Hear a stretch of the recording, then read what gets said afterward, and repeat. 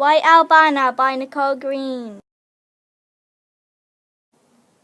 Along the rows of appealing poppies sat a neglected farmer with his adorable 6-year-old German shepherds. The candy-coated clouds soared through the misty, cobalt Sunday afternoon sky as the glowing sun, which was setting, settled down to her relaxing night's sleep.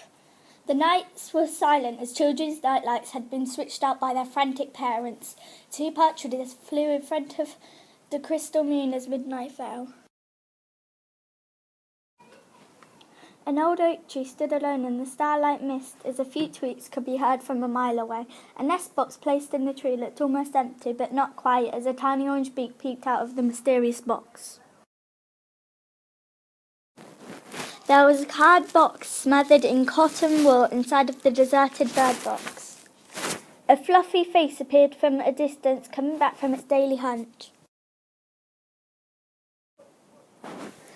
The creature's chalky and fleecy coating, which helped it to have the ability of silent flight, their cream fluffy face could be seen from the moon.